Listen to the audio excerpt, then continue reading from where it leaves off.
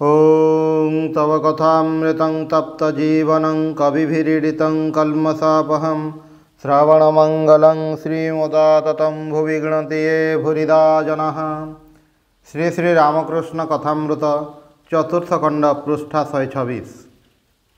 संकीर्तन आनंद। गिरीश घर को चलीगले परे आसिबे। श्रीजुक्त जयगोपाल सेन सहित त्रैलोक्य आसी पहुँचिले। सेमाने ठाकुर को प्रणाम कले और आसन ग्रहण कले। ठाकुर सेमानंकु कुशल प्रश्न करुछंती। छोट नरेन आसी ठाकुर को भूमिष्ठ हो प्रणाम कले। ठाकुरे कहिले, तू तो कहीं शनिवार दिन आसिलु नहीं, एथर त्रैलोक्य गीत गाइबे। श्री रामकृष्ण कहउछंती, आहा तुमे से दिन आनंदमयी गीत गाइल, केते सुंदर गीत। अन्य सब लोकंक गीत अलग लगे। से दिन नरेंद्रर गीत मध्य भल लगिला नहीं, सेठी टिकिए एबे होई जाऊ। त्रैलोक्य गाउछंती, जय सचिनंदन। ठाकुरे मुह धोइबाकू जाउछंती। स्त्री भक्त माने परदा आढुआଳରେ उत्कंठित आग्रह बसिछंती। सेमानंक पाखकू जाई थरे दर्शन देबे। त्रैलोक्यंकर गीत चालुछि। ठाकुरे घर भीतर को फेरी आसी त्रैलोक्यंकु कहउछंती, टिकिए आनंदमयी गीत। त्रैलोक्य गाउछंती, केते स्नेह कर माग मानव संताने, मने हेले प्रेमधारा बहे दुई नयने गो माँ। तब पदे अपराधी अछि मुहि जन्मावधि, तथापि चाहिछ माँ प्रेम नयने तसिछ मधुर वचने।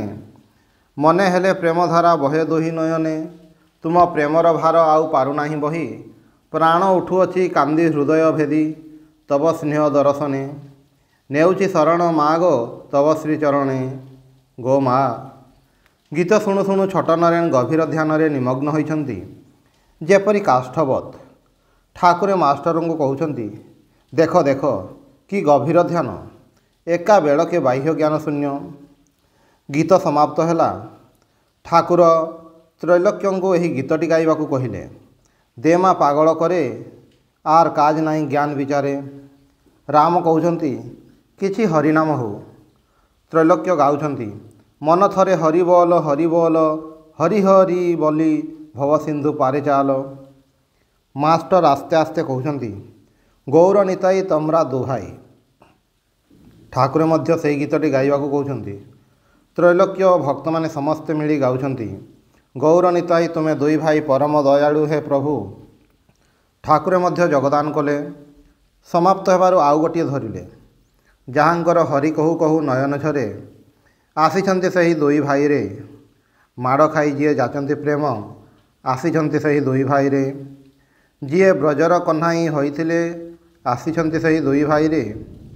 अचांडाळे जिए दियंती कळ, आसीछंती सही दुई भाई रे। यही गीत परे ठाकुरे आउ गोटे गीत गाउछंती, नदे टलमल करे टलमल। ठाकुरे पुणी गाइले, किए हरि बोल बोली जाए रे।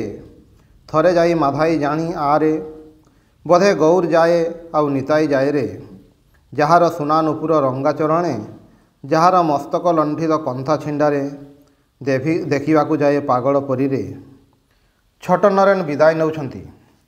श्री रामकृष्ण कहउछंती, तू बापा माँ को खूब भक्ति करिबू, किंतु ईश्वरंक पथरे बाधा देले मानिबू नहीं। एक जेदिया भाव आनिबू, किपरि बाप? छोट नरेन कहउछंती, किए जानी, मोर किछि भय हुए नहीं। गिरीश घरू फेरी आसी उपस्थित हेले। ठाकुर त्रैलोक्यंक सहित परिचय कराई दउछंती। आउ कहउछंती, तुमे माने टिकिए गपसप कर। टिकिए परे त्रैलोक्यंकु कहउछंती, सेही गीतटी आउ थरे। त्रैलोक्य गाउछंती, जय सचिनंदन गौर गुणाकार प्रेम परसमणि भवरस सागर। किबा सुंदर मूर्ति मोहन नेत्ररंजन कनक किरण। किबा मृणाल निंदित आजानुलंबित प्रेम प्रसारित कमल जुगल कर। किबा रुचिर बदन कमल प्रेम रसे ढल ढल। चिकुर कुंतल चारुगंडस्थल हरि प्रेमे विहल अपरूप मनोहर। महाभावे मंडित हरिरसे रंजित आनंदे पुलकित अंग। प्रमत्त मातंग सुनार गौरांग आवेश विभर अंग अनुरागे जर जर। हरिगुण गायक प्रेम रस नायक साधु हृद रंजक आलोक समान भक्ति सिंधु श्री चैतन्य।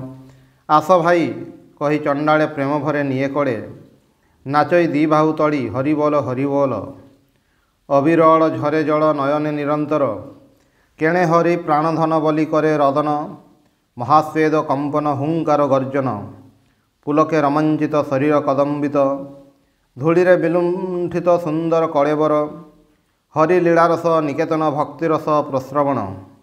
ଦିନଜନ ବାନ୍ଧବ ବଙ୍ଗର ଗୌରବ। କୀର୍ତ୍ତନ ଧନ୍ୟ ଧନ୍ୟ ଶ୍ରୀ ଚୈତନ୍ୟ ପ୍ରେମ ଶଶଧର। ଗୌର ହାସେ କାନ୍ଦେ ନାଚେ ଗାଏ। ଏହି କଥା ଶୁଣି ଠାକୁରେ ଭାବାବିଷ୍ଟ ହୋଇ ଠିଆ ହୋଇପଡ଼ିଲେ। ସମ୍ପୂର୍ଣ୍ଣ ବାହ୍ୟ ଜ୍ଞାନ ଶୂନ୍ୟ। କିଞ୍ଚିତ୍ ପ୍ରକୃତିସ୍ଥ ହୋଇ ତ୍ରୈଲୋକ୍ୟଙ୍କୁ ଅନୁନୟ ବିନୟ କରି କହୁଛନ୍ତି, ଥରେ ସେଇ ଗୀତଟି କି ଦେଖିଲି ରେ। ତ୍ରୈଲୋକ୍ୟ ଗାଉଛନ୍ତି, କି ଦେଖିଲାମ୍ରେ କେଶବ ଭାରତୀର କୁଟୀରେ। ଅପରୂପ ଜ୍ୟୋତି ଗୌରାଙ୍ଗ ମୂରତି ଦୁନୟନେ ପ୍ରେମ ବହେ ଶତଧାରେ ଇତ୍ୟାଦି। ଗୀତ ସମାପ୍ତ ହେଲା।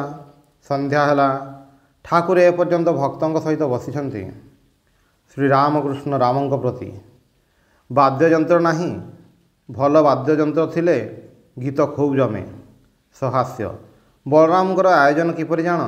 ବ୍ରାହ୍ମଣର ଗେଡ଼ି ଗାଈ, ଖାଇବ ଅଳ୍ପ, କ୍ଷୀର ଦେବ ବେଶୀ। ସମସ୍ତଙ୍କର ହସ। ବଳରାମଙ୍କର ଭାବ ଆପଣମାନେ ନିଜେ ଗାଆନ୍ତୁ, ନିଜେ ବଜାନ୍ତୁ।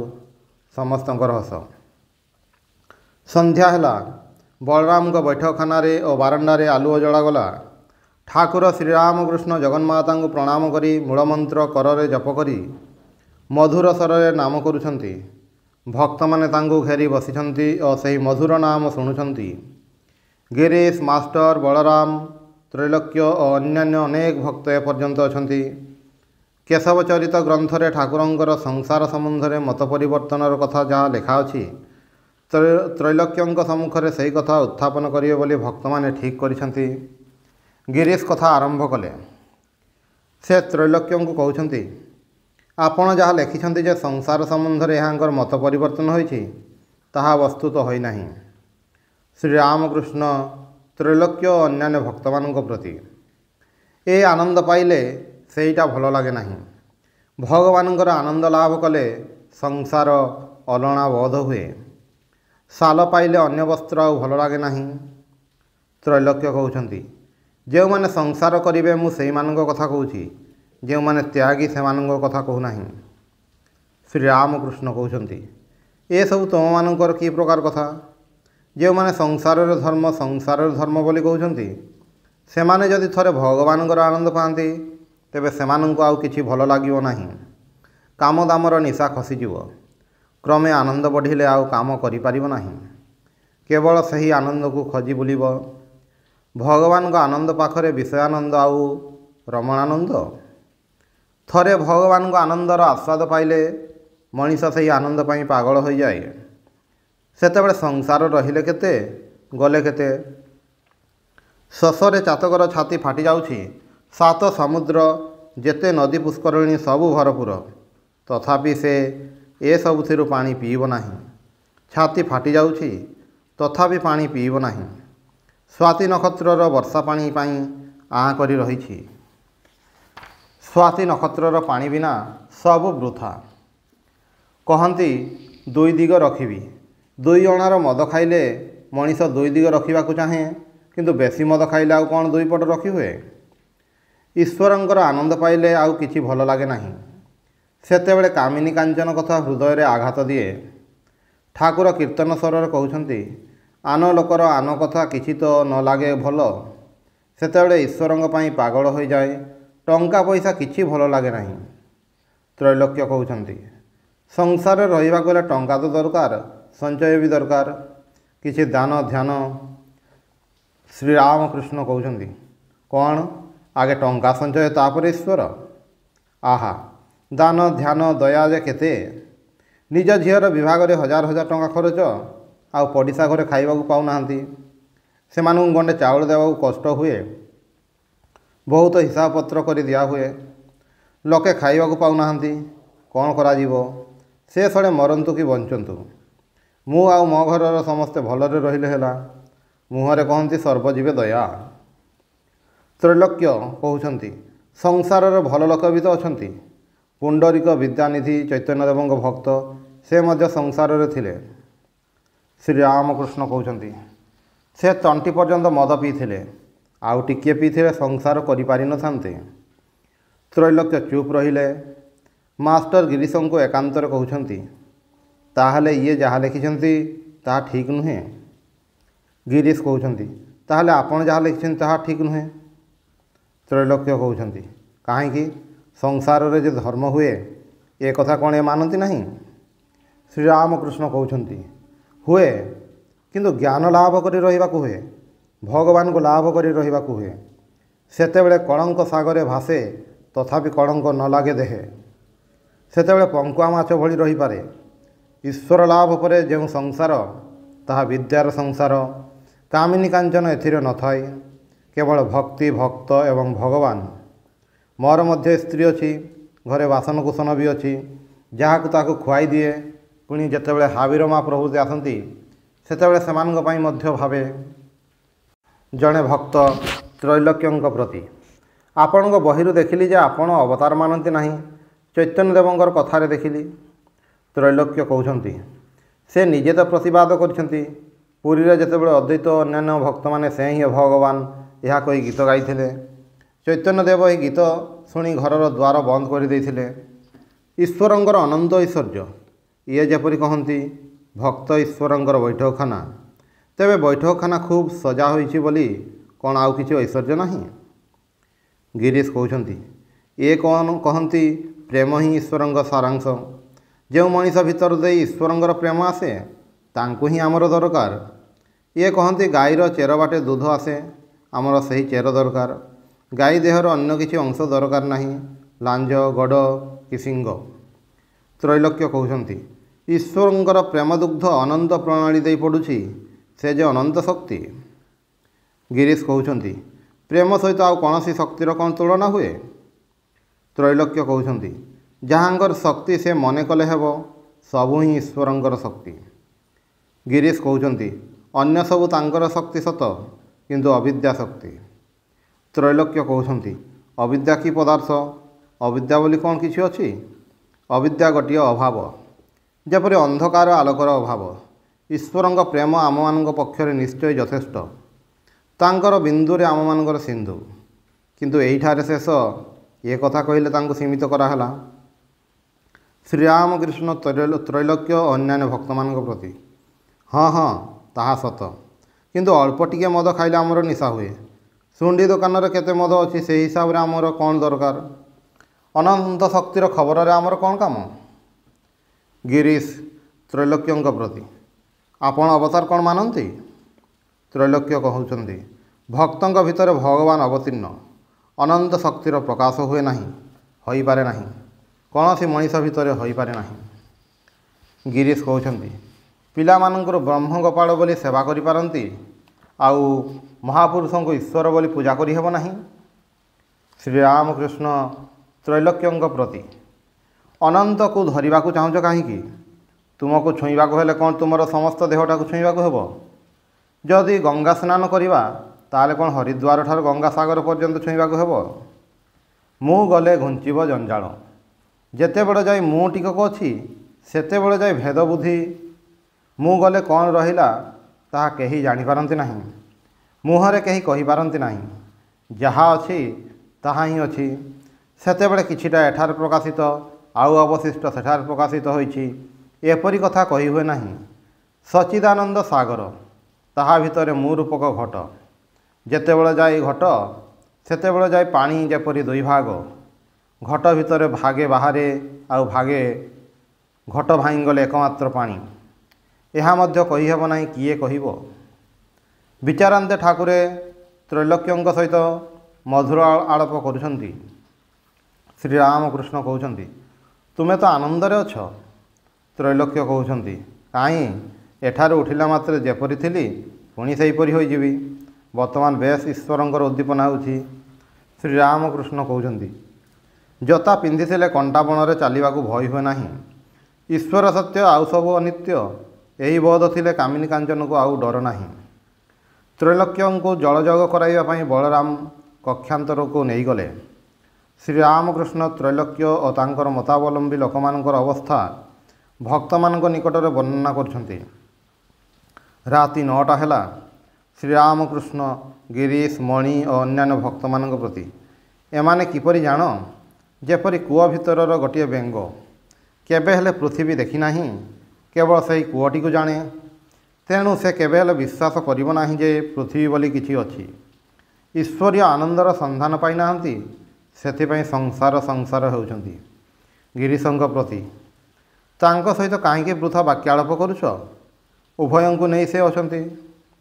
भगवान को आनंदर आस्वाद न पाइबा पर्यंत से आनंदर कथा बुझी हुए नहीं। 5 वर्षर बालक को कौन रमण सुख बुझाई हुए। विषयी लोक जे ईश्वर ईश्वर कहती ता शुणा कथा। जेपरि खुड़ी जेठेई कड़ी करिया बेले तांको पाखरु पिलामाने शुणी रखती आउ कहती मोर भगवान अछंती तते ईश्वरंकर आण। जा हो सेमानकर दोष नहीं समस्ते कौन से अखंड सच्चिदानंद को पाई पारंती। रामचंद्र को केवल 12 जन ऋषि जानी पारिथिले समस्ते चिन्हि पारंती नहीं। केही साधारण मनीष बोली भावती केही साधु बोली भावती 2-4 जन अवतार बोली जानी पारंती। जार जेपरि पुंजी सेहीपरि जिनिसर दरदाम करती। जड़े बाबू तांको चाकर को कहले तू यही हीराखंड को बजार को नहीं जा मते कहबू किए किपरि दर करिवे आगे बाईगण वाला पाखक जा। चाकरटी प्रथमे बाईगण वाला पाखक गला से एपट सेपट देखी कहला भाई 9 सेर बाईगण मु देई पारे। चाकरटी कहला भाई आउ टिके बढ़ाओ नहले 10 सेर दियो। से कहला मु बजार दर ठार बेसी कही देछि एथिरे तुमको पोसाइब तो दे जाओ। चाकरटी हसी हसी हीराटी को फेराई आनी बाबू पाखरे कहला आज्ञा बाईगण वाला 9 सेर बाईगण रो गोटाए हेले बेसी देव नाही। से कहला मु बजार दर ठार अधिक कही देछि। बाबू हसी हसी कहले अच्छा एथर लुगावाला पाखक नहीं जा जे बाईगण नहीं रही से आउ केते दूर बुझिब। लुगावालार पुंजी किछिटा बेसी देखिबा से केते कहूछि। चाकरटी लुगावाला पाखक जाई कहला आज्ञा एइटी को नेब केते दाम दे पारिबो। लुगावाला कहला हाँ जिनिसटी भल एथिरे बेस गहना होई पारिबो तेबे भाई मु 900 टंका दे पारे। चाकरटी कहला भाई आउ टिके बढ़ाओ ताहाले रखी दे जीवी नहले 1000 टंका दियो। लुगावाला कहला भाई मु बजार दर अपेक्षा बेसी कही देछि 900 टंकार गोटे टंका भी बेसी दे पारिबि नाही। चाकर हसी हसी फेराई आनी मुनिब पाखक फेरी आसी कहला लुगावाला कहला 900 टंकार गोटे टंका भी अधिक दे पारिबो नाही से आहुरी कहिछि जे से बजार दर ठारू बेसी कही देछि। सेतेबेले ताहार मुनिब हसी हसी कहला एथर जहुरी पाखक जा देखा जाऊ से कौन कहूछि। चाकरटी जहुरी पाखक गला। जहुरी टिके देखिया मात्र कहला 1 लाख टंका देवी। एमाने संसार रही धर्म करने कथा कहते। जड़े घर भितर रही सबुआड़ बंद छातर गोटे कणा बाटे टिकिए आलुआ आसुची मुंड उपर छात रहिले सूर्य कौन दिशब टिकिए आलुआ आसिले कौन हेब। कामिनी कांचन छात छात काढ़ी नदेले सूर्य कौन देखाଯିब। संसारी लोक जेपरी घर भितर बंदी होई रही अवतारादि ईश्वर कोटी से माने फांका स्थान रे बुलुछंती से माने कदापि बद्ध हुअंती नाही बंदी हुअंती नाही। संसारी मानंग परि समानंकर मुँह मोटा मुँह नुहे। संसारी लोकंकर अहंकार संसारी लोकंक मुँह जेपरि चारिपटे पाचेरी मुंड उपरे छात बाहरर कौनसी जिनिस देखा जाय नाही। अवतारादिंकर मुँह पतला मुँह भितर दे ईश्वर को सर्वदा देखा जाए। जेपरि जड़े लोक पाचेरीर गोटे पाखरे ठिया होइछि पाचेरीर 2 पाखरे अनंत पड़िया सेही पाचेरी जदि छिद्र थाई ताहले पाचेरीर से पाख सबू देखा जाए। बड़ चित्र बा गली बाट हेले जीवा आसिबा मध्य हुए।